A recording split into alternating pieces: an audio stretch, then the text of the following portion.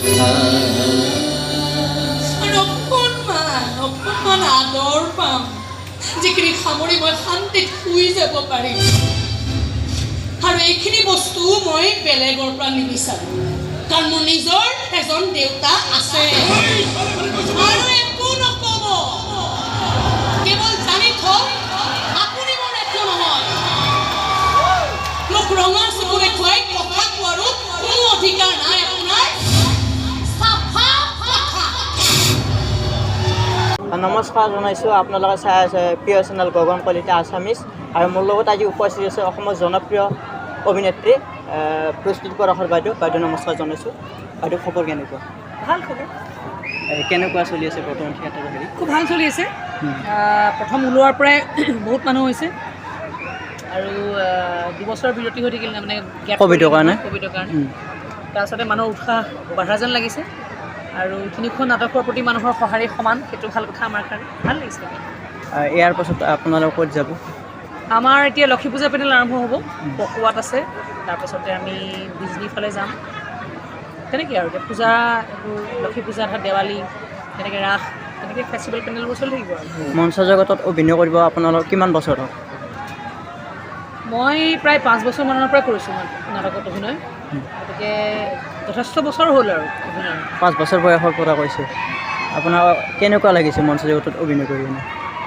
ভাল লাগিছে, ভাল লগাৰ কাৰণে ইয়াত নাটক কৰি আছোঁ এতিয়া মনৰ মঞ্চত। ভাল পাওঁ মঞ্চখনত। অসমীয়া বোলছবি জগতত কেতিয়াৰ পৰা কৰিছিলে? 99ত প্ৰথম চিনেমা ৰিলিজ হৈছিলে মোৰ। তাৰ আগতে মই কেমেৰা কাম কৰিছোঁ, চিৰিয়েল কৰিছিলোঁ। গতিকে সেই 95 মানৰ পৰা বোধহয় কেমেৰা কাম কৰিছোঁ নেকি।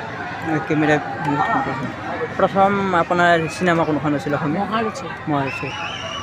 তাৰপিছত চিৰিয়েলটো অভিনয় কৰিছিলে এই ধাৰাবাহিকত, কিমানখন কৰিছিলে? সংখ্যাও মনত নাই আৰু অসংখ্য কৰিলোঁ। আৰু প্ৰথম ধাৰাবাহিক আছিলে খালি বৰ্ণালী, দূৰদৰ্শনত আছিলে। আৰু আপোনাৰ ঘৰ? মোৰ অৰিজিনেল মোৰ মা দেউতাৰ ঘৰ যোৰহাট, বিয়া হৈছে নগাঁৱলৈ, থাকোঁ এতিয়া আমি গুৱাহাটীত। বলিউডৰ এক্টৰ কাক ভাল লাগে আপোনাৰ? বহুত বেলেগ বেলেগ ধৰণৰ চৰিত্ৰ কৰা অভিনেতা ভাল লাগে। মোৰ এজন পাৰ্টিকুলাৰ বুলি মই ক'ব নোৱাৰিম। চৰিত্ৰবোৰ ভাল লাগে, যি ভাল অভিনয় কৰে যিবোৰ চৰিত্ৰত, তেতিয়া সেইজন এক্টৰক ভাল লাগি যায়। ছিংগাৰ? কিশোৰ কুমাৰৰ গান শুনো মই, জগজিৎ সিঙৰ গান খুব শুনো। বলিউডৰ বুলি কৈছা যে কৈছোঁ, অসমৰ আমি ভূপেন্দ্ৰাৰ গান খুব ভাল পাওঁ, জয়ন্ত হাজৰিকাদেৱৰ গান ভাল পাওঁ। স্কুল লাইফ আৰু কলেজ লাইফ ক'ত পাৰ কৰিছে? স্কুলিং কৰিছিলোঁ মই যোৰহাট বাল্যভৱনত, কলেজ কৰিলোঁ যোৰহাট জে বি কলেজৰ পৰা গ্ৰেজুৱেশ্যন ল'লোঁ, M.Com কৰিলোঁ গুৱাহাটী ইউনিভাৰ্চিটি কমাৰ্চ কলেজৰ পৰা। অতীতৰ প্ৰস্তুতি পৰশৰ আৰু বৰ্তমানৰ প্ৰস্তুতি পৰশৰ কেনেকুৱা অনুভৱ?